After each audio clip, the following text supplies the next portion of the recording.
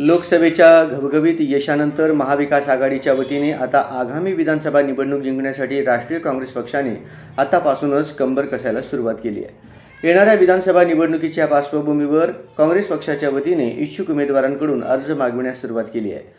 मागच्याच आठवड्यात एमके फाउंडेशनचे संस्थापक अध्यक्ष तथा दक्षिण सोलापूर काँग्रेसचे नेते महादेव कोगनुरे यांचे विश्वस्त अजित पाटील व त्यांच्या कार्यकर्त्यांनी जिल्हा काँग्रेस कमिटीच्या कार्यालयात जाऊन महादेव कोगनुरे यांच्याकरिता दक्षिण सोलापूर विधानसभेसाठी उमेदवारी अर्ज घेतला होता।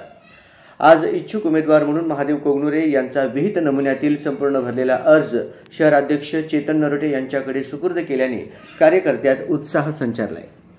आता काँग्रेसकडून दक्षिण सोलापूर विधानसभा मतदारसंघावर महादेव कोगनुरे यांनी दावा केल्याने उत्सुकता वाढली आहे। आता संपूर्ण जिल्ह्याचे लक्ष दक्षिण सोलापूर विधानसभा मतदारसंघाकडे लागून राहिले आहे। मागच्याच आठवड्यात महादेव कोगनुरे यांच्या कार्यकर्त्यांनी श्री सिद्धरामेश्वर व रूपाभवानी मातेची विधिवत पूजा करून व नतमस्तक होऊन महादेव कोगनुरे यांना उमेदवारी मिळावी म्हणून मंदिरात प्रार्थना केली होती। यावेळी बोलताना कोगनुरे म्हणाले की समाजातील प्रश्न सोडवण्यासाठी निरंतर करीत असलेल्या सामाजिक कामाच्या जोरावर मला जनतेतून उदंड पाठबळ मिळत आहे। गेल्या अनेक वर्षापासून एमके फाउंडेशनच्या माध्यमातून करीत असलेल्या सामाजिक कार्याची दखल घेत अनेकांनी व शुभचिंतकांनी दक्षिणमधून नेतृत्व करण्याची विनंती केली होती। जनसामान्यांचे प्रश्न सोडविण्याची जाण मला आहे। आगामी काळात अधिक वेगाने जनकल्याणासाठी आपण कार्यरत राहू। माजी केंद्रीय गृहमंत्री सुशीलकुमार शिंदे, खासदार प्रणितीताई शिंदे माझ्यासारख्या कार्यकर्त्यावर नक्कीच विश्वास दाखवतील व त्यांच्या आशीर्वादाच्या बळावर मी पक्षाकडे उमेदवारीचा अर्ज दाखल केला असल्याचे मनोगत महादेव कोगनुरे यांनी व्यक्त केले।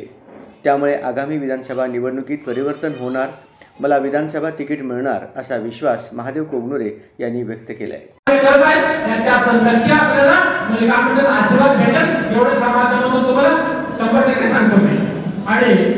असेच आपण माझ्यावर आणि काँग्रेस पक्षावर विश्वास दाखवाने येणार आता जिथं कोण सांगितले आपल्या सोलापूर जिल्ह्यामध्ये 11 जे म्हणजे काय म्हणतात की आमदार निवडून आणायचं जबाबदारी आपण घ्यायचं। आपल्याकडे पावण्यावर दुसऱ्या मतदारसंघात असतात तिथं पण सांगून जास्तीत काँग्रेसचे आमदार निवडून आणून द्यायचं एवढंच मी आपण सगळे मिळून प्रयत्न करू एवढंच या माध्यमातून सांगतो। अजून एकदा चेतन गौतम पासून आभार देतो, ते सतत माझ्या पाठीशी आणि हर्षांना पण सगळे